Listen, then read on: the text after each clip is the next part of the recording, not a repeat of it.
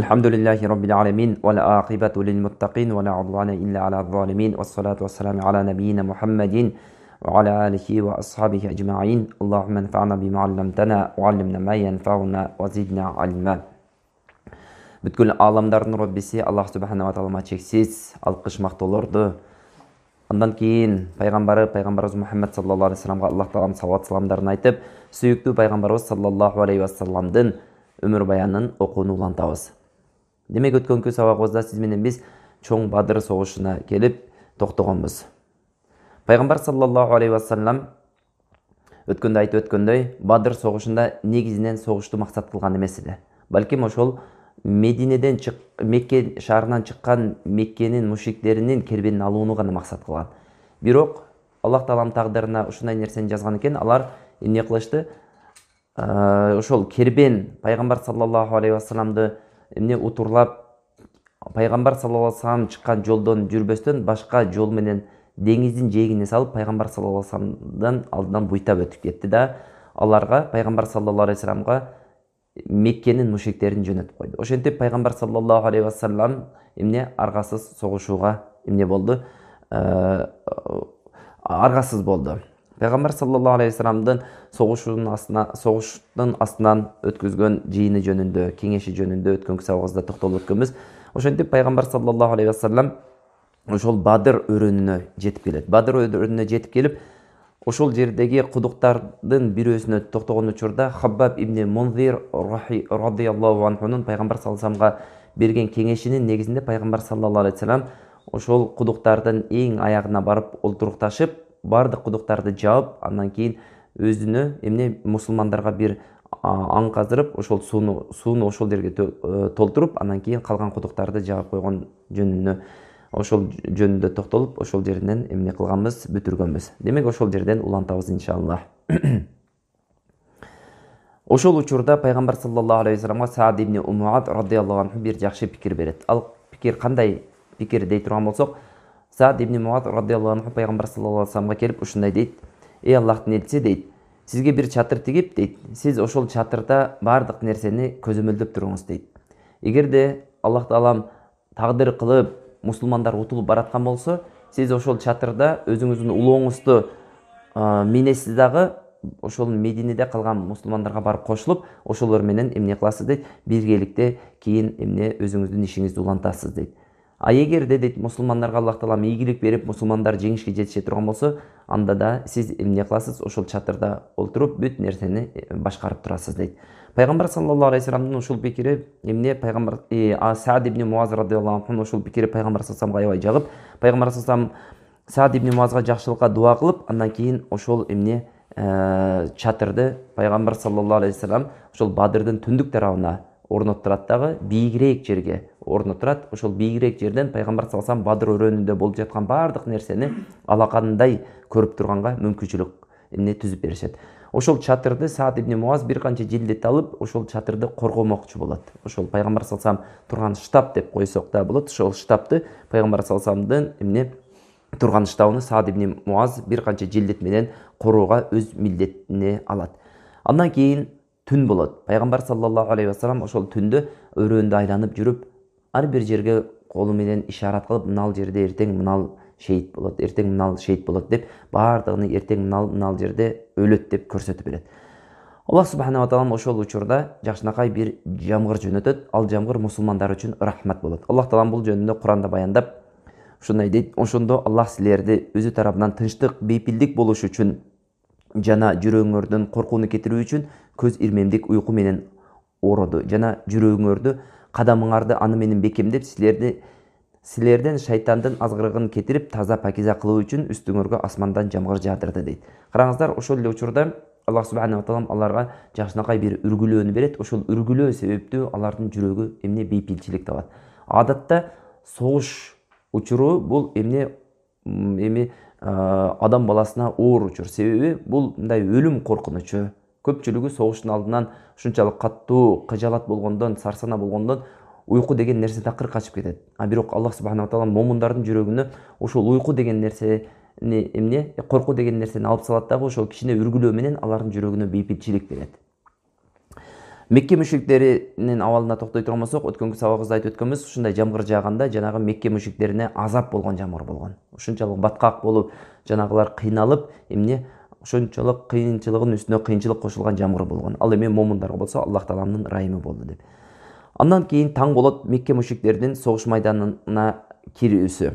Удватул Косва деген жерде алар эмне кылды, түндү өткөздү. Андан кийин таң эрте менен алар ошол Бадыр өрөөнүнө кирип келет. Бадыр өрөөнү ушундай эмне толуу чоң болбосо дагы кичинекей тоолор менен оролгон бир өрөөн болот. Ошол өрөөнгө кирип келгенде жанагылар суу эмне Бадырдагы кудуктардан суу ичүүнү эңсеп, дээрлик аларда суусу калбай калган болот. Анан ошол өрөөнгө кирип келгенде эң биринчи суу ичип, суусундугун кандырууну каалап турган болот. Бирок Бадырга кирип келген учурда алар жанагы эмне адатта ичип жүргөн сууларын таппай калат. Адатта ичип жүргөн кудуктарын таппай калат да эмне кылат? Караса мусулмандардын алдында гана бир эмне ушундай көлчүк болуп, мусулмандардын алдында гана суу бар болгон болот. Кээ бир ушунчалык суусу каттуу суусаган ошол Мекке мушриктеринин аскерлеринин кээ бирлери чуркап барып суу иче калабыз деп ошол жерде эмне болот? Мусулмандардын колунан өлүшөт. Ошолордун бирөөсү, караңыз, Хаким ибн Хизам кийин бул исламды кабыл алат. Ошол дагы суу ичем деп барып, бирок ал Аллахтын тагдыры менен жанагы жерден кутулуп, качып кутулат. Ошол инсан кийин исламды кабыл алгандан кийин раддияллаху анху болот. Караңыздар, ошол инсан дайыма ушундай деп касам ичкенде ушундай деп айткан экен: Бадыр күнү мени өлүмдөн сактаган заттын аты менен касам ичем деп айткан экен. Караңыз, Аллах субхана ва таала ошол күнү ал инсанга өлүмдү пешенесинен жазбай, ал кийин исламды кабыл алган. Анын исламы эң сонун ислам болгон сахабалардын катарына кошулган. Курайш ошондо Умайр ибн Жумахи деген адамды ошол мусулмандардын аскерлеринин кабарын алып келүү үчүн разведкага жөнөтөт. Жанагы инсан келип мусулмандардын аскерлерин карап, айланып, тиягынан биягынан карап, анан мушриктерге эмне кабарын берет? Мусулмандардын 300дөн кичине ашыгыраак же болбосо 300гө кичине жетпеген аскери бар экен дейт. Анан эгер дагы мүмкүнчүлүк берсеңер, мен мусулмандардын келип кошула турган күчү бар бекен же жок бекен? Мусулмандар буктурма кылбаппы, кылыппы, ошол нерсени билип келейин дейт дагы, барып караштырып, бүт нерсени эмне көз салат дагы, анан келип айтат: мусулмандардын артынан келип кошулган эч кандай аскери жок экен дейт. Ошол эле учурда мусулмандар буктурма уюштурган жок деп эмне мушриктерге кабарын берет. Ошол учурда бир окуя болот. Кайсыл окуя десе, меккеликтер жанагы мусулмандар менен дээрлик бет маңдай туруп калат. Бет маңдай туруп, эки жак тең даярдыктарын көрө баштайт. Эми согуштун алдынан биз билебиз, адатта согуштун алдынан даярдыктар болот. Андан кийин анан илгерки согуштардын алдында жекеме-жеке деген өздөрүнүн адаты болгон. Андан кийин анан чоң согуш башталган. Ошол согуш башталаардын алдын Хаким ибн Хизам адамдардын аралап өтүп барып Утба ибн Рабияга жолугат. Утба ибн Рабия жашы өтүп калган, улгайган, мындайча айтканда акыл эси башкаларга караганда жогору болгон, бирок мушрик динин карманган инсан болот. Ошол инсанга келип: сиз дейт, Курайштын чоңусуз дейт, улуусуз дейт, көпчүлүк адамдар сизди эмне кылат дейт, сизди угат дейт. Ошондо: ой, эмне кыл дейсиң, Хаким деп эмне жанагы Утба сураганда, ошол ушундай деп айтат: караңыз дейт, Нахл сариясында дейт, Абдуллах ибн Жахш кимди өлтүрүп койду эле? Амр ибн Аль-Хазрамини өлтүрүп койду дейт. Эми азыр биз анын өчүнө алышыбыздын орду эмес дейт. Эгер мүмкүнчүлүк болсо, сиз төлөп койсоңуз ошонун кунуну дейт. Амр ибн Аль-Хазраминин кунуну төлөп берип койсоңуз, сизде мүмкүнчүлүк бар дейт. Биз дейт, могул жерде согушту токтотойлу дагы, согушпай туруп кайтып кетейли дейт. Согушпай туруп кайтып кетейли дейт. Сиз элге чыгып айтыңыз ушул нерсени. Элдер билсин, биз менен азыр мусулмандардын ортосунда согуша турган эч нерсе жок дейт. Анан ошол эмне Утба ибн Рабия айтат: макул дейт, бул нерсени барып дейт Ханзалянын баласына айткын дейт. Ханзаля бул Абу Жахлдин энесинин аты болгон. Ханзалянын баласына барып айткан: мен бул жерде элдерди ушул нерсеге көндүрөйүн дейт дагы. Ошол жерде чыгып Утба ибн Рабия жакшынакай сөз айтат, акылман сөз айтат. Ушул сөзүнү эгерде укканда, караңыздар, эгерде ушул насаатына, Утба ибн Рабиянын ушул насаатына моюн сунганда, эгер мушрик эли, анда эмне көптөгөн ушундай өлүмдөр болбойт эле. Бирок тилекке каршы бул акылман насаатын кабыл албай коет. Ошондо элге чыгып эмне дейт Утба ибн Рабия: о Курайш эли дейт, мен Аллахка касам ичип айтамын дейт. Силер Мухаммад менен анын адамдарына каршы согушуп эч нерсе таппайсыңар дейт. Азыр мындай карап көрсөңөр, өзү адатта согуштар жер үчүн болот, же бир чоң бир кастык, душмандык үчүн болот да. Биздин азыр могул жерде душмандык кылганыбыз эч кандай негизи жок, жүйөсү жок дейт. Биз эмне үчүн чыктык эле? Кербенибизди коргош үчүн чыктык эле. Кербенибиз аман эсен үйүнө жетип алды, аман эсен өттү, мусулмандардын колунан буйта өтүп кетти. Биздин азыр булар менен согуша турган эч нерсебиз деле жок дейт. Эгерде биз согуша турган болсок, бир туугандык мамилелер үздөбүз. Силердин ушул жерде дейт, ушул мусулмандардын арасында кээ бирлериңердин атаңар бар, кээ бирлеринин акеңер, агаңар, тагаңар, ошол сыяктуу тууган уруктарыңар бар дейт.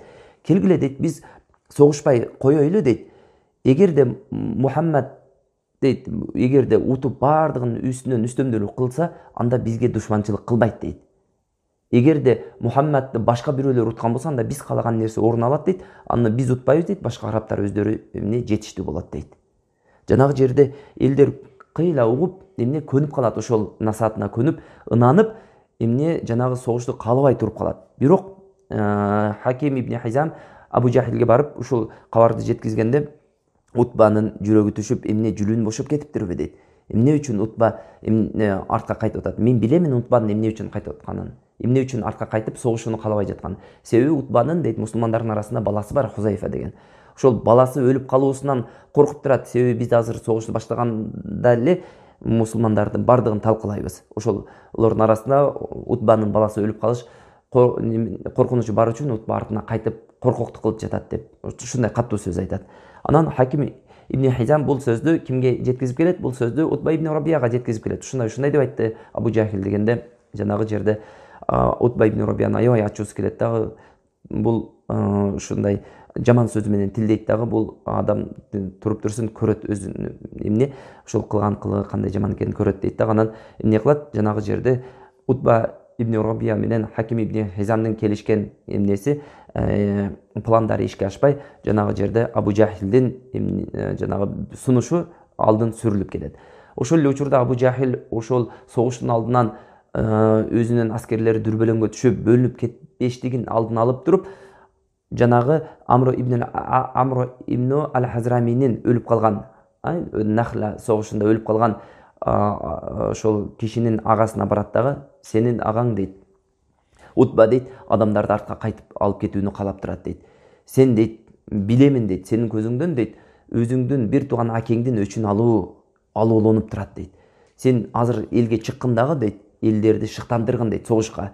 Сен ушундай кылгын дейт, адамдар артка кайтпай турган деңгээлде болсун дейт. Анан жанагы жерде ошол Амро ибн ал-Хазраминин агасы, бир тууган агасы Амир ибн ал-Хазрами чыгат дагы, шымынын шыпырып алып туруп, артын карап туруп, өкүрүп ыйлай баштайт. Менин агам ушундай болуп өлдү эле, силер анын өчүн албай артка кайтып кетип атасыңар. Мындай айтканда ушундай уят сыпат менен эмне кылат? Намысына тие турган амалды дагы, сөздү дагы айтат. Жанагы жерде Мекке мушриктеринин бардыгынын намысы жанагы жерде өзүнүн намыстарын токтото албай, токтогула, согушабыз деп жанагы оюнан бардыгы кайтып кетет да, анан согушууга даяр болуп калат.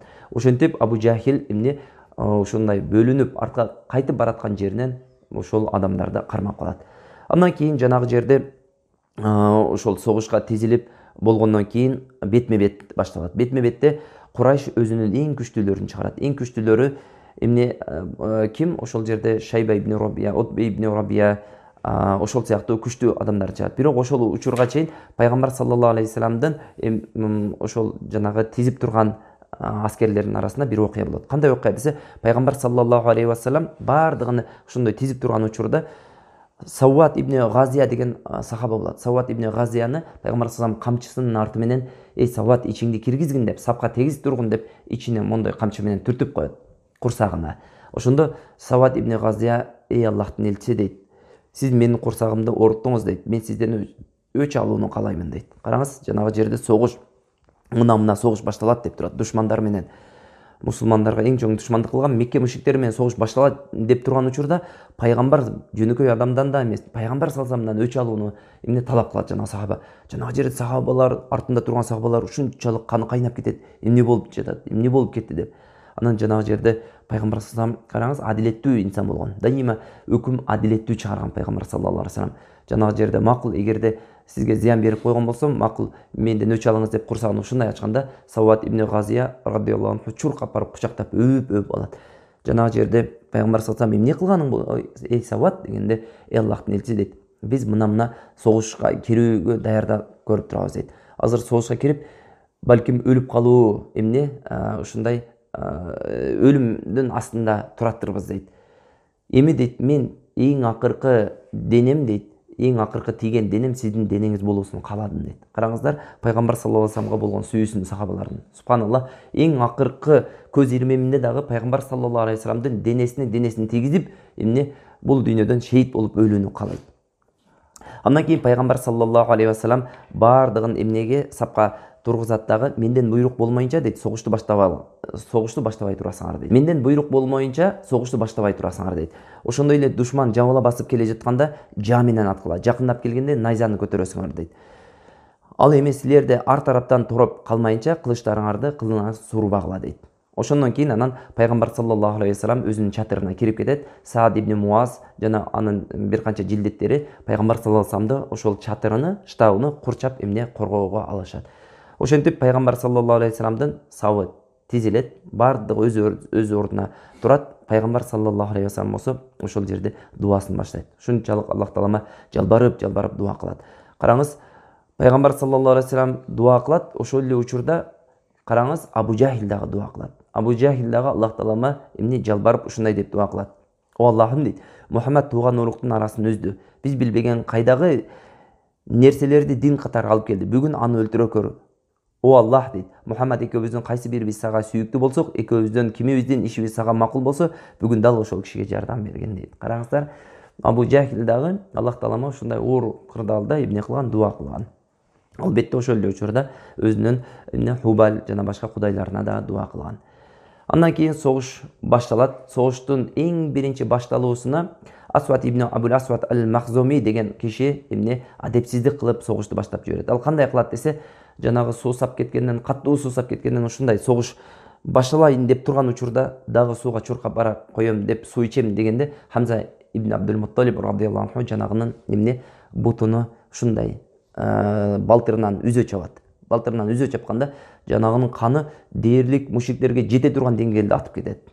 Бирок жанагы мен касам ичип айтканмын, мен сууну ичем деп жанагы ан сайын жөрмөлөп сууга жакындаганда Хамза ибн Абдул Мутталиб экинчи рет урат дагы жанагыны эмне ошол жерде аң болот, ошол аңга такыр түшүрүп жиберет. Мына ошол эмне согуштун эң биринчи башталуусу болуп калат. Андан кийин жекеме-жеке чыгышат. Жекеме-жекеде жогоруда айтып өткөндөй Утба ибн Рабия, анын иниси Шайба ибн Рабия, анын уулу Валид чыгат.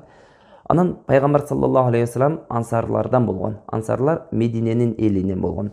Сахабалардан үчөөсүн чыгарат. Ауф, Муаввиз жана Абдуллах ибн Раваханы чыгарат. Ошол үчөөнү чыгарганда жанагы Утба ибн Рабия сурайт: "Силер кимсиңер?" дейт. "Биз ушул Мединенин элибиз" дегенде, "Биз силер менен таймаша турган эч бир ортобузда нерсе жок" дейт. "Силер баргыла дагы биздин өзүбүздүн туугандарды чыгаргыла. Биз ошолор менен эсептешели" дейт. "Биз ошолор менен эмне кылганы келдик? Алышканы келдик. Биздин өчүбүз ошолордо" дейт. "Биз ошолордон өч алуубуз керек" дейт. Анан жанагы жерде эмне жанагы үчөө кайтып барат. Анан пайгамбар саллаллаху алейхи вассалам ошондо эмне: "Эй Убада" дейт. Убада ибн Харис: "Эй Убада, тургун" дейт. "Эй Хамза, тур." Хамза эми агасы болгондуктан: "Эй Хамза, туруңуз сиз да" дейт. "Эй Али, тургун" деп үчөөсүн тургузат. Демек Убада ибн Харис, Хамза ибн Абдул Мутталиб жана Али ибн Аби Толиб радиаллаху анхундар ошол жерде чыгат. Анан жанагы жекеме-жеке келгенде Утба ибн Рабияга Убайда дагы келет. Убайдан дагы жаш улук болгондуктан, Утба дагы жаш улук болгондуктан экөө келет. Ал эми Хамзага Шейба, Валидке болсо ким туура келет? Валидке Али радиаллаху анху туура келет. Ва алейкум ассалам ва рахматуллах. Анан жанагы жерде эмне бетме-бет башталат. Ошентип жекеме-жеке алышуу башталып, Хамза ибн Абдул Мутталиб менен Али ибн Аби Толиб радиаллаху анхумалар заматта эле жанагы эки мушрикти эмне кылат? Өлтүрүп салат. Заматта өлтүрүп салат. Ал эми Убада ибн Харис менен болсо Утба бир канча чабышып калат. Экөө тең ушунчалык катуу чабышып, экөө тең бири-бирин жарадар кылат. Али ибн Аби Толиб радиаллаху анху менен Хамза ибн Абдул Мутталиб чуркап барып, жана Убадага жардам берип, Утбаны өлтүрүп салат. Ошентип согуш башталып, чу дегенде эле эмне болот? Мушриктердин утулуусу менен башталат. Бул мусулмандардын маанавиятыны, мусулмандардын маанайын көтөрүп жиберет. Ал эми анын тетирисинде мушриктердин маанайын түшүрүп жиберет. Караңыздар, субханаллах, бул согушта ушул жекеме-жеке дагы кээде эмне чоң роль ойноп коет. Согуш башталды дегенде эле мусулмандардын ийгиликтүү үчөө бир заматта ошол 3 эң чоң күчтүү баатырларны жеңип коюу, бул акыйкатта жанагы эмне ошол мушрик тараптын духун такыр түшүрүп жиберет. Өзү согушууга ниети жок болгон кебир арасында адамдар ан сайын эмне ошондой маанайын чөгүп, ан сайын эмне согушуудан коркуп калат. Ал эми мусулмандар тетирисинде алар эмне сүйүнүп, Аллах субханаху ва таалама такбирлерди айтып, эмне ушундай жанагы согушууну эңсеп турат. Али радиаллаху анху ушундай деп айткан экен: "Хадани хасмани ихтасаму фи раббихим". Мына бул эки каршылаш тарап роббилери жөнүндө талашып тартышып калышты деген аят ушул Бадыр согушунун алдындагы бетме-бет согушта, жекеме-жеке согуштагы эмне адамдар жөнүндө түшүрүлгөн аят деп айтып, ушундай деп тафсирлеген экен. Андан кийин пайгамбар саллаллаху алейхи вассаламга пайгамбар саллаллаху алейхи вассалам жанагы өзүнүн штабында туруп, Аллах таалама ушунчалык катуу жалбарат. О Аллахым дейт, мага дейт убада кылган жеңишиңди бере көргүн дейт. О Аллахым, эгерде дейт бүгүн ушул жерде мусулмандар утула турган болсо, жердин үстүндө өзүңө сыйына турган эч ким калбай калат. О Аллахым, өзүң убада бердиң эле деп ушунчалык катуу Аллах таалама жалбарып дуа кылганда, жанагы жерде пайгамбар саллаллаху алейхи вассаламдын желкесинде турган чепкени түшүп кетет. Ошондо Абу Бакр радиаллаху анху пайгамбар саллаллаху алейхи вассалам жанында болот.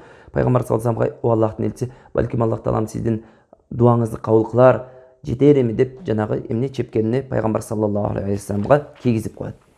Андан кийин пайгамбар саллаллаху алейхи вассаламга ушул аят чөт: "Инни мумиддукум би алфи минал малаикати мурдифин". Мен силерди удама-уда келүүчү 1000 периште менен кубаттаймын деген. Караңыз, ушул аят түшүүсү менен пайгамбар саллаллаху алейхи вассалам: "О Абу Бакр" дейт, "Кушкабар" дейт, "Кушкабар, Аллахтын жардамы келди". Жана Жибрейил өзүнүн атын тизгинин кармап турат, эки желкесинде чаң конуп калыптыр дейт. Караңыздар, Аллах субханаху ва таалама эмне келет? Ушундай кабар келет. Аллах субханаху ва таалам тарабынан пайгамбар саллаллаху алейхи вассаламга мына эмне мусулмандарга Аллах субханаху ва таалам эмне периштелерди жөнөттү. Ошондой эле Аллах субханаху ва тааламдын жеңиши жөнүндө кабар келет. Ушул жөнүндө пайгамбар саллаллаху алейхи вассалам сүйүнүп эмне Абу Бакрга эмне куш кабарын жеткизет. Анан пайгамбар саллаллаху алейхи вассалам ошол жерде бир уч топурак алат дагы, бир уч кум алат дагы, ушундай кылып эмне чачып жиберет. Жакында душман жамааты жеңилип артына карап качат деп ушундай чачып жиберет. Жанагы жерде караңыз, ар бир мушриктин көзүнө ошол чаң толуп, жанагы жерде эмне ошол көзүндөгү чаңы аларга тоскоолдук жаратат. Аллах субханаху ва таала бул жөнүндө баяндап Анфал сүрөсүндө ушундай деп айтат: "Ва ма рамайта ид рамайта валакинналлаху рама".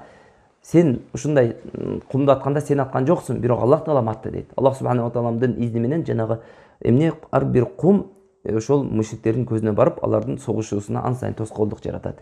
Андан кийин ошентип мусулмандарга каршы мушриктер чабуулга өтөт. Мушриктер ушундай жанагы немеге жабылып, мусулмандарга жабылып, ушундай немеге чабуулга өткөндө пайгамбар саллаллаху алейхи вассалам эмне ошол жерде жанагы буйрук кылган, алар эмне жакындап келмейинче найзаңар көтөрбөйсүңөр, келейтканда жан менен атасыңар деген буйруктарына баш ийип, ошол нерселердин баардыгын эмне аткарып турду.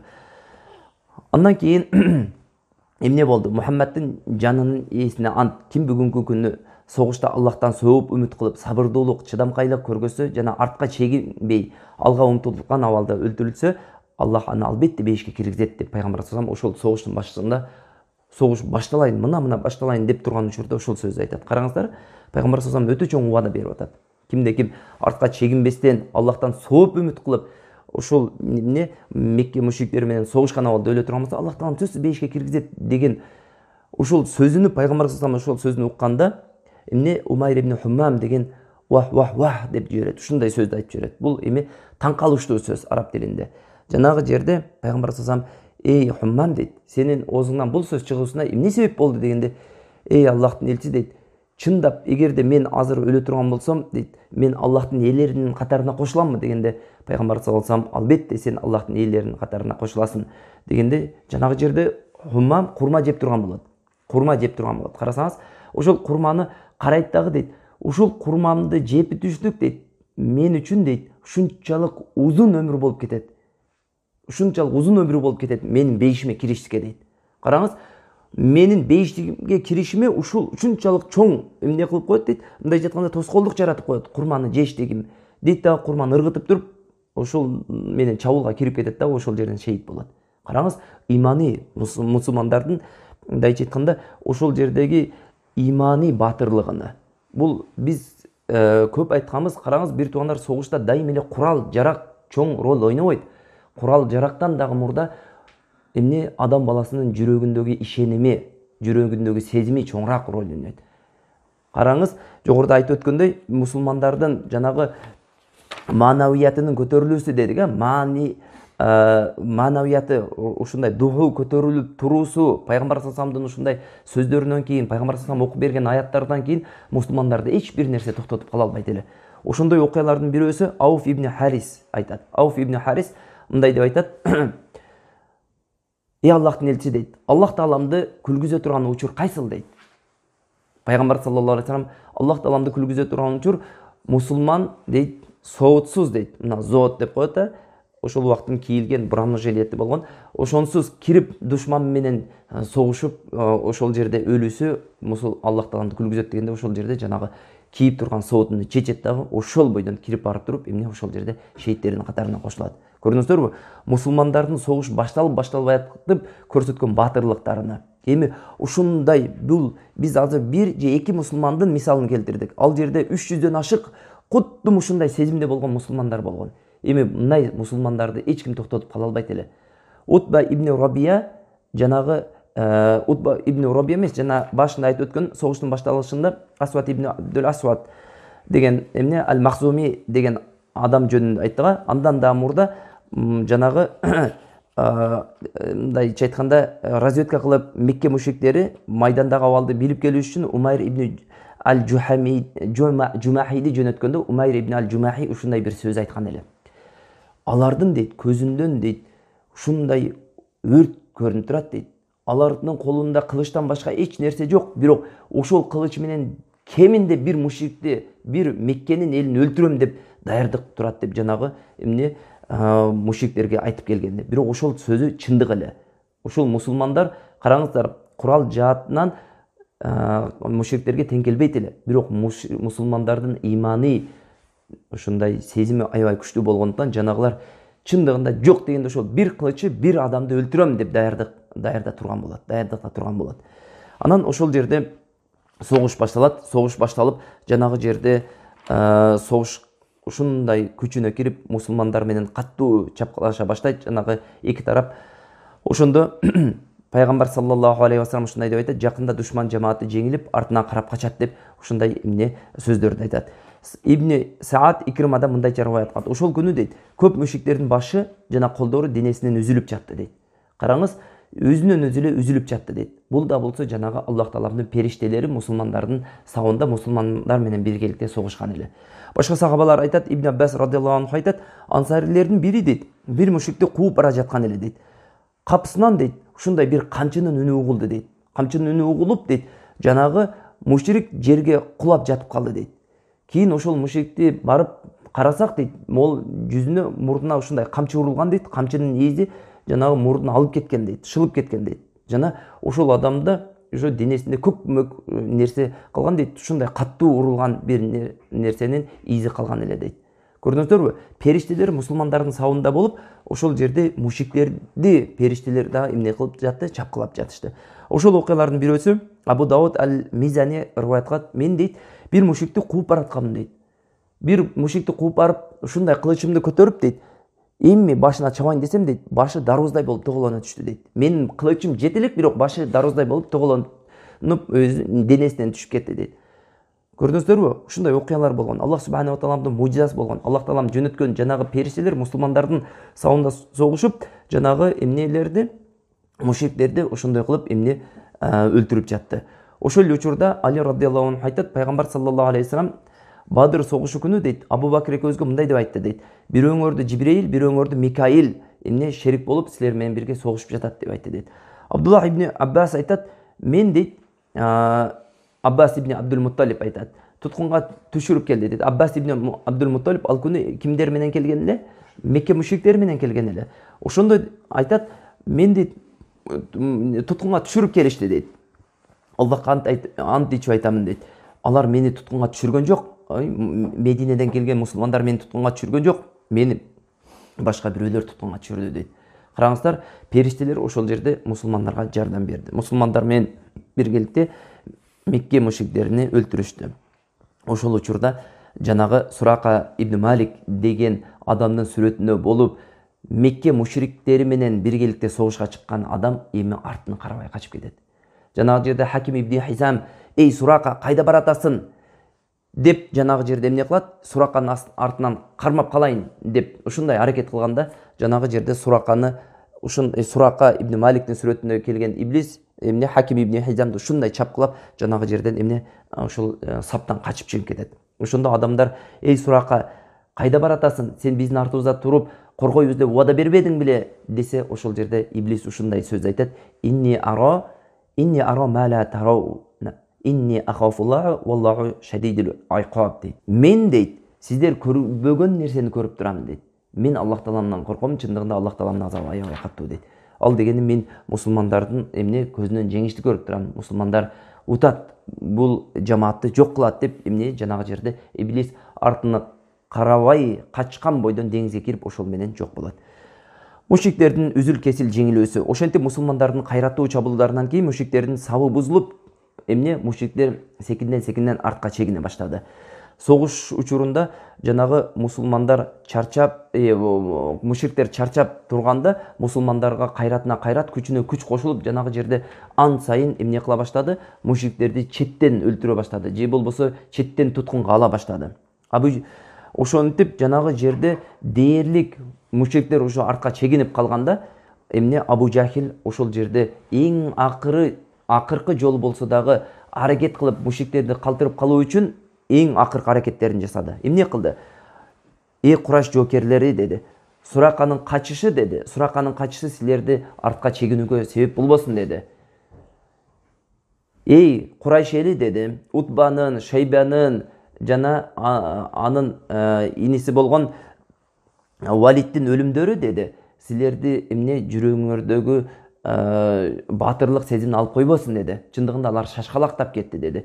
Биз мусулмандарды утабыз, биз мусулмандардын бардыгын туткунга алабыз. Биз буларды туткунга алып туруп, алып барып сазайын беребиз деди. Артка чегинбегиле деди. Ошол учурда эмне Абу Жахилди токойдой болгон бир топ жамаат коруп турат эле. Бир топ жамаат токойдой болуп, жиш токойдой болуп, Абу Жахилди эмне коруп турат эле.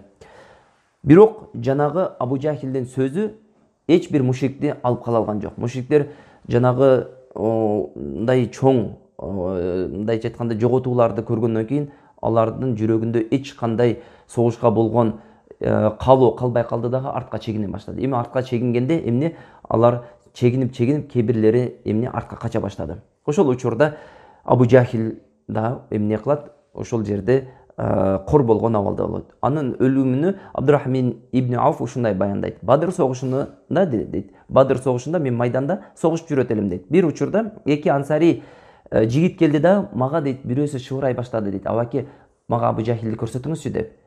Анан жанагы жерде Абу Жахилди эмне кыласың десем, мен уктум эле, ал пайгамбар саллаллаху алейхи вассаламга көп зыян бериптир деп калды дейт. Анан жанагы мындай карасам дейт, Абу Жахилди алыстан каранын көрүп калдым дейт. Аттын үстүндө согушуп жүргөнүн көрүп калдым дейт. Анан ага көрсөткөнчө болбой туруп, экинчи жактан экинчиси куттум ошол суроону сурап калды дейт. Анан экөөндө тегинде согушуп жүргөн аттын үстүндөгү чоң салабаттуу киши ошол Абу Жахил десем, экөө мен сөзүм айтып бүткүчө дейт, экөө эмне болду дейт, ушундай чуркап ошол эмнеге майданга кирип кетти дейт. Караңыздар, жаш жигиттердин ушундай жигердүүлүгүн, жаш жигиттердин баатырлыгын, жаштыгына карабастан ушундай чоң эмне баатыр адамга эмне кылды? Согушууга батын алды. Бул нерсе бир туугандар ошол жигиттер өтө жаш жигиттер болгон. Бирөөсү Муаз ибн Амр аль-Жамух, экинчи Муавиз ибн Аффан болгон. Жаш жигит болуусуна карабастан пайгамбар саллаллаху алейхи вассаламга зыян жеткизген, эң чоң зыян жеткизген ким деп сурап билип, Абу Жахил экенин билгенден кийин ошо Абу Жахилди же мен өлөмүн, же Абу Жахил өлөт деп эмне кылды? Ошол жака карап кирип барды. Ошол учурда жогоруда айтып өткөндөй, Абу Жахилдин айланасында жиш токойдой болгон аскерлери бар эле. Бардыгы Абу Жахилди коруп турат эле. Бирок ошого карабастан жанагылар эптеп аракет кылып Абу Жахилге өтүп барды. Муаз ибн Исхактын риваятында ушундай деп жазылат. Муаз ибн Жамух айтат: Абу Жахилди коргоп турган мушриктердин найзалары менен кылычтарын калың токой сыяктуу эле дейт. Мен ошондон эптеп аралап өтүп бардым дейт. Өтүп барып дейт, Абу Жахилге эч кимди өткүзбөйбүз деп аракет кылуусуна карабастан мен аларга өтүп бардым дагы дейт. Абу Жахилдин балтырына ушундай каттуу эмне менен кылычы менен чаптым дейт. Абу Жахилдин балтырына ушундай каттуу чапканда Абу Жахилдин эмне саны үзүлүп кетти дейт. Ошондо анын уулу Икрима мага дейт, Абу Жахилдин уулу болгон Икрима деген, бирок бул Аллах субханаху ва тааланын кийин жүрөгүнө эмне хидаят берип, мусулмандардын катарына кошулуп, исламы эң сонун болгон мусулмандардан бирөөсү болот. Анан жанагы жерде Икрима дейт ушундай кылычын сермеп каттуу мага чапты дейт, колум үзүлүп кетейин деди дейт. Колум үзүлүп дагы кетти дейт. Колумду көтөрө албай калдым дейт. Анан жанагы жерде экинчи колум менен согушуп жүрдүм дейт. Экинчи колум менен согушуп жүрүп дейт, жанагы колум дейт мага тоскоолдук жаратты дейт. Колум илинип жүрөт дейт. Колум үзүлүп кеткен дейт, илинип жүрөт дейт. Бутум менен дейт бастым дагы, колумду үздүм дагы дейт. Анан жанагы жерде барып эмне Абу Жахилди өлтүрдүм дейт. Караңыздар, субханаллах, мындай баатырлык бул Голливуд кинолорунда да мынчалык баатырлыкты көрбөйбүз да. Мусулмандарда ушундай күчтүү чыныгы баатырлар болгон. Жаш болуусуна карабастан ушундай чоң баатырларды, ушундай пайгамбар саллаллаху алейхи ва саллам зыян жеткизген, ислам үммөтүнө зыян жеткизгендерди ушундай эр жүрөктүүлүк менен өлтүргөн ушундай сахабалар жөнүндө, мисалы ошол сахабалардын дагы эки сахаба жөнүндө өзү бир китеп жазса боло турган сонун бир окуя, мына азыркы айтып берген окуя. Албетте биз кыскартып эң кыска деңгээлде айтып берип атабыз.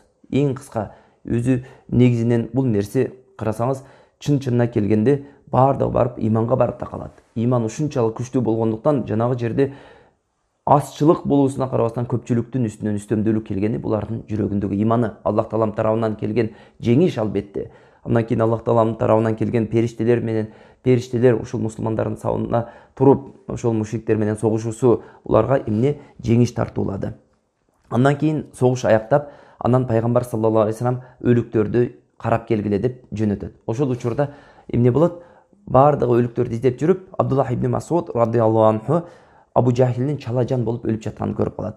Караңыз, Абдуллах ибн Масуд радыйаллаху анху бул өзү мындай денеси өтө чоң болбогон, мындай биздин тил менен айтканда арык, кичи бойлуу келген сахаба болгон. Бунун далили күндөрдүн биринде сахабалар курма дарагында ошол Абдуллах ибн Масудду көрүп калып, бутунун ичкелигинен күлүп жиберишет. Ошондо пайгамбар саллаллаху алейхи ва саллям айтат: "Бунун бутунун ичкелигинен, балтырынын ичкелигинен күлбөгүлө. Бунун балтыры эмне ошол кыяматта мыйзан даразасына эң оор болгон балтыр" деп айтат. Түшүнүктүүбү? Андан кийин жанагы Абдуллах ибн Масуд радыйаллаху анху жанагы жерде эмнеге келет? Тиги Абу Жахилдин үстүнө келет дагы, башына бутун коюп туруп, Абу Жахилди эмне болду дейт. Аллах тааламдын вадасы келдиби? Силер утулдуңарбы дейт. Ошондо жанагы текебир Абу Жахилди карасаңыздар, силер кор болдуңарбы деп эмне жанагы жерде ушундай эй Аллахтын душманы, Аллах сени кор кылды го, чындыгында кор болдуңбу дегенде, эмнеге кор кылат элеңер дейт. Кор болгон жокмун, эч кандай кор болгон жокмун дейт. Аллах жана анын ушул согуш кимдин пайдасына чечилди дейт. Жанагы өлүм астында жатат Абу Жахил чалажан болуп. Ошол эле учурда сурап атат: кимдин пайдасына чечилди, ушул мусулмандар утту же биздикилер уттубу дегенде, ошол жерде Абдуллах ибн Масуд радыйаллаху анху айтат: бул согуш дейт Аллах жана анын элчисинин пайдасына аяктады дейт. Ибн Масуд радыйаллаху анху жанагы жерде буту менен басып турат. Караңыздар, Абу Жахилди башыны буту менен басып турат. Бул өзү Меккеде жүргөндө ким эле? Меккенин бии болгондуктан өзүнү ыззаттуу, өзүнү мындай айтканда өтө авторитеттүү адам катары алып жүргөн. Бунун бутуну Абдуллах ибн Масуддай койчу басып туруш алга бир эмне кордукту тартуулайт эле. Ошондуктан Абдуллах ибн Масуд бул кой багып жүргөн эмне болгон? Кичинекей бирөөнүн койлорун баккан сахаба болгон. Анан жанагы жерде ошондой деп айтат: "Эй чабан" дейт, "Сен адамдын буту жеткис бийик чокуну басып турган жоксуңбу" дейт. Анан жанагы жерде Абдуллах ибн Масуд сөздү улап олтурбастан кылычын алат да жанагы жерде башыны чабат. Башын денесинен бөлүп туруп пайгамбар саллаллаху алейхи вассаламдын алдына алып келип туруп таштайт. Көрдүңүздөрбү? Пайгамбар саллаллаху алейхи вассаламдын астына алып келип таштап, жанагы жерде пайгамбар саллаллаху алейхи вассалам такбир айтат. Аллаху акбар деп. Аллаху акбар деп такбир айтып, жанагы жерде Ибн Масуд радиаллаху анху Аллахтын элчисине барып, ушул жанагы тагуттун башын таштап койгондо Аллах тааланын элчиси пайгамбар саллаллаху алейхи вассалам аябай катуу сүйүнүп, Фирауну хазихил умма деп айтат. Бул Абу Жахил бул үммөттүн фирауну болгон эле дейт. Көрдүңүздөрбү, бир туугандар? Караңыздар, бул кылмышкерлердин, бул дүйнөдө Аллах тааланын пайгамбарына зыян бергендер, Аллах тааланын динине зыян бергендердин жазасы жакын эле. Алыс деп билбешибиз керек. Бир убактарда биз өттүк эле пайгамбар саллаллаху алейхи вассаламга канчалаган кыйынчылыктарды бердилер, туурабы? Бир убактарда Меккеде турган учурда мусулмандарды кандай азапка салды эле. Бир убакта бул инсан ойлоду эле, мусулмандарды такыр жок кылып, жердин үстүндө эч бир мусулман калбайт деп. Бирок бир туугандар, Аллахтын кааласуу болот. Эч качан эмне динди тосом дегендер ийгиликке жеткен эмес, жетпейт дагы. Динди тосуп Аллахтын нуруну таралуусуна тоскоолдук кылгандар, булар күндү колу менен тосконго эле окшош бир туугандар. Күндү колу менен тоскондо өзүнүн бетине гана тосо, жердин үстүндө эч качан күндүн нурун тосуп кала албайт. Тосуп да бере албайт эч качан. Демек алар өзүнө гана эмне кылат, тоскоолдук кылат. Караңыз, Аллах тааланын азабы жетип келди. Өлдү. Не болуп өлдү? Кор болуп өлдү. Кайсыл жолдо өлдү? Өзүнүн ширк дининде өлдү. Мусулмандар эгер өлгөн болсо дагы ыззаттуулукта өлдү. Аллахтын дини деп өлдү. Өлгөн учурда дагы. Бирок Аллах субханаху таала бул жерде мусулмандарга ийгиликти тартуулады. Караңыздар, ушундай чоң эмнелер, жетишкендиктер, чоң ийгиликтер болду мусулмандар тарабынан. Эми ушул Бадыр согушунда караңыз, биз жогоруда айтып өткөндөр Умайр ибн Хуммам, Ауф ибн Харистин бир окуясыны баяндап бердик. Эми bundan башка дагы имани чоң эмнелер болгон, чоң окуялар болду ушул Бадыр согушунда. Сиз менен биз үлгү ала турган окуялар болду. Ал кандай окуя десе, Ибн Исхак Абдуллах ибн Аббастан риваят кылат. Пайгамбар саллаллаху алейхи вассалам согуштун башталарынын алдында ушундай деп кайрылат, ошол жердеги сахабаларга: Бану Хашим дейт, булар мажбурлап алып келди дейт. Бану Хашим согушуу ниети жок эле дейт. Бану Хашим пайгамбар саллаллаху алейхи вассаламдын урусу. Согушуу ниети жок эле дейт. Эгер Бану Хашимди көрсөңөр өлтүрбөгүлө дейт. Аббас ибн Абдул Мутталибди мажбурлап алып келди дейт. Аббас ибн Абдул Мутталибди көрсөңөр дагы өлтүрбөгүлө дейт. Ошол эле учурда Абул Бухтарини дагы өлтүрбөгүлө дейт. Себеби Абул Бухтари биз өткөндө айтып өткөнбүз, пайгамбар саллаллаху алейхи вассаламга мушрик болсо дагы көп жардамын эмне тийгизген адам. Анан жанагы жерде Хузайфа, Утба ибн Рабиянын уулу Хузайфа чыгат дагы: "Эй Аллахтын элчиси, эмне үчүн биздин аталарыбыз өлүп, сиздин абаларыңыз өлбөш керек? Мен дейт, Аллахка касам ичип айтамын, Аббасты көрсөм өзүм тытмалап өлтүрөмүн" дейт. Караңыз, пайгамбар саллаллаху алейхи вассаламга ушул сөзү оор тиет. Пайгамбар саллаллаху алейхи вассалам Абу Хафс Умарга кайрылып туруп, Расулуллахтын абасынын уулу жүзүнө кылыч урлабы деп кайгы менен айтат. Кийин черек Хузайфа ушул пайгамбар саллаллаху алейхи вассаламга ушул айткан сөзү үчүн көп эмне болуп жүргөн, өкүнүп жүргөн. Ушул сөзүм үчүн Аллах таала мени тозокко киргизбесе эле деп дайым коркуп жүргөн дейт. Мен ушул согушумдун, ушул согуштагы айткан сөзүмдүн немесин мен согушта өзүмдүн өлүмүм менен гана актай аламын деп ошентип жүрүп, Ямама согушунда Умар радиаллаху анху убагында Ямама деген чоң согуш болот. Ошол согушта эмне болгон? Шейиттердин катарына кошулган Хузайфа. Андан кийин дагы бир окуя. Аллахтын элчиси Абул Бухтарини өлтүрбөгүлө деген буйругун уккандан кийин эч бир сахаба аны өлтүрүүгө кызыктар болбойт.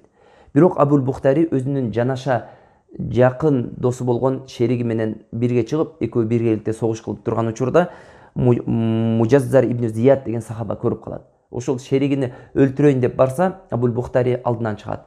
"Эй Абул Бухтари" дейт, "Мен сени өлтүрбөймүн, себеби пайгамбар саллаллаху алейхи вассалам сени өлтүрбөөгө буйрук кылды эле" десе, "Менин досумду дагы өлтүрбөйсүңбү" дейт, "Шеригимди дагы өлтүрбөйсүңбү" десе, "Жок, пайгамбар саллаллаху алейхи вассалам бул жөнүндө унчуккан эмес" дегенде, анда мен досумду коргоймун деп ошол жерде чабышып кетип, жанагы сахаба Мужаззар ибн Зияд эмнени өлтүрүп салат. Түшүндүңүзбү?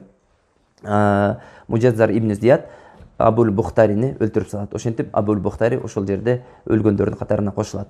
Андан кийин Абдурахман ибн Ауф жахилия доорунда Умайя ибн Халаф менен жакын дос болчу. Абдурахман ибн Ауф, караңыздар, жахилия доорунда Умайя ибн Халаф менен жакын дос болгон. Анан Умайя ибн Халаф жанагы согуш бүтөр астында Абдурахман ибн Ауфты көрүп калат. Абдурахман ибн Ауф караса ошол жердеги олжолорду терип колуна көтөрүп келаткан болот. Анан Умайя ибн Халаф айтат: "Эй" дейт, Абдурахман дейт, "Балким" дейт, "Мен сага мындан дагы көбүрөөк нерсе беретирмин. Мен сага сүт беретирмин. Сен мени туткунга алгын" дейт. "Мен ошонун ордуна сага көп акча төлөп, өзүмдү мындай жатканда кунун төлөп мени сатып алып келишет" дейт. Жанагы жерде Абдурахман ибн Ауф жанагы топтогон темир тезектерин таштайт дагы Умайя ибн Халафты уулу менен туткунга алат. Алып, анан алып келеткан учурда аны ким көрүп калат? Умайя ибн Халафтын мурда колунан кор болгон колу Билал ибн Рабах көрүп калат. Билал ибн Рабах көрүп калып, жанагы жерде чуркап келет дагы: "Же мен өлөм дейт, же бул өлөт" дейт. Жанагы жерде: "Жок, токто, мен буну туткунга алдым. Мен буну туткун болгондон кийин мен өзүм неме кыламын, буну чечемин" дегенде Билал ошол жерде көгөрүп турат. "Жок, же мен өлөм, же бул өлөт" деп. Башка бир риwayatта ушундай деп келет дейт. Жанагы жерде ансарлар болот дейт. "Эй ансарлар" дейт, "Карагыла, мына мага зыян берген адам. Же мен өлөм, же бул өлөт" дегенде жанагы ансарлар чуркап келет дейт. Ошол жерде ансарлар чуркап келип, эмнени өлтүрүп, жанагы баласын өлтүрүп коет. Ал эми Умайя ибн Халаф, алейкум ассалам ва рахматуллах. Умайя ибн Халаф жанагы жерде эмне кылат дейт? Умайя ибн Халаф жерге жат деп Абдурахман ибн Ауф буйрат дейт. Абдурахман ибн Ауф жанагы Умайя ибн Халафты коргош үчүн үстүнө жатып алат. Бирок ошого карабастан ансарлар келип жанагы жерде кылычтарын сайып өлтүрүп коет. Жада калса, Абдурахман ибн Ауф айтат: "Ушунчалык деңгээлде кылычтар көп сайылгандан бутумду дагы кесип кетиптир бирөөнүн кылычы" дейт. Ушундай. Жанагы жерде анан же неменен албай калдым дейт. Жана олжону албай калдым дейт. Же немени Умайя ибн Халафты албай калдым. Аябай өкүндүм дейт. Билалга аябай ачуум келди дейт. Себеби Билал анын ушундай майлуу сүттүү болгон эмнесини туткунуну коюп жиберди. Башка бир риwayatта "Эй, каранын баласы" деп да катуу сүйлөп жибергендиги жөнүндө айтылат. Ошол эле учурда дагы бир окуя болот. Бадыр күнү Умар ибн Хаттаб өзүнүн тууганчылыгына карабастан өзүнүн тайкеси менен, өзүнүн бир тууган тагасы менен бетме бет келип калып, ошол жерде Аас ибн Хишам ибн Мугираны өлтүрөт. Караңыздар, бир туугандар, бул согуш акыйкат менен батылдын ортосунда болгон согуш. Ал жерде тууган уруктук нерсе ойногон эмес. Өзү арабтарда кылымдар бою тууган уруктук, ууручулук деген сезим өтө күчтүү болгон. Булардын мурдагы согуштары, Бадыр согушу тарыхтын нугун такыр өзгөртүп жиберген согуш болгон. Эмне себептен? Себеби булардын согушу, мурдагы согуштары дайым тууганчылык же болбосо ошол сыяктуу сезимдердин үстүндө болгон, эмоциянын үстүндө болгон. Ал жерде адилеттүүлүк барбы, жокпу, ал жөнүндө эч ой да жүгүрткөн эмес. Тууганына эгерде бирөө зыян берип койсо, ал зыян берген адам адилеттүү зыян бердиби же адилетсиз зыян бердиби, залым болдубу же мазлум болдубу, ал жөнүндө карабастан туруп, тууганчылык сезим негизинде көп согуштар болуп келген. Бирок мына Бадыр согушу акыйкат менен батылдын ортосунда болгон согуш болгон. Бул жерде тууганчылык рол ойногон эмес. Тууганыңа каршы чыккан. Бул Умар ибн Хаттаб, ошол эле учурда Абу Бакр Сыддык радыйаллаху анхунун баласы чыккан. Баласы мушриктердин сабында кылган, Абу Бакрга каршы чыккан. Ошондой эле пайгамбар саллаллаху алейхи вассалам чатырдын ичинде турган учурда жанагы Саад ибн Муаз мусулмандардын ушунчалык жанагы олжолорго жутунуп артынан чуркап жүргөнүн көрүп, Саадтын аябай мындайча айтканда зейни кейийт. Ушунчалык кайгы капага батат. Ошондо пайгамбар саллаллаху алейхи вассалам Саадтын жүзүндөгү наразылык белгилерин көргөндөн кийин ушундай деп айтат: "О Саад" дейт, "Сен адамдардын ишин жактырбай турат окшойсуң" дегенде, ошондо Саад: "Ооба, о Аллахтын элчиси" дейт. "Биз" дейт, "биринчи ирет мушриктерди оор жеңилүүгө дуушар кылганынан пайдаланып, аларды кырып салуу мүмкүнчүлүгү бар болуп туруп, биз аларды туткун алуу менен алек болуп атабыз" дейт. Себеби караңыздар, алар өзү негизинен эмне кылган? Кандай максатта келген? Мусулмандарды кырып, жердин үстүнөн ислам динин жоюу максатына келген. Эми мусулмандар аларга жооп иретинде аларды кырып салуу ошол адилеттүүлүк болот эле, ошол жакшыраак болот эле. Бирок мусулмандар ошол жерде дүйнөгө кичине болсо дагы берилип кетип, жанагы жерде туткун алуу менен алек болуп калды. Туткун алса, себеби эртең алардын фидиясын алышат, аларды сатат кайра артка. Саткандан кийин мусулмандардын балким казынасына кошулаттыр. Бирок негизинен алар жердин үстүндө ислам дини жок болуу үчүн чыккандан кийин алар өлүмгө гана татыктуу болгон адамдар эле. Бирок Саад ибн Муаз ошол нерсени көрүп аябай зейни кейийт. Ошол эле учурда Уккаша ибн Михсан деген сахаба эмне кылычы сынып калат жанагы жерде. Жанагы кылычы сынып калгандан кийин пайгамбар салам бир чыбык берет. Ошол чыбыкты кармап мына менен согушкун дейт. Ошол чыбыкты алар менен жанагы эмнеге айланат? Кылычка айланат. Көрдүңүздөрбү? Аллах субханаху тааламдын изни менен ушундай мужизалар эмне болгон, болуп турган ошол Бадыр согушунда. Кылычка айланып, ошол кылыч менен согушуп эмне кылат?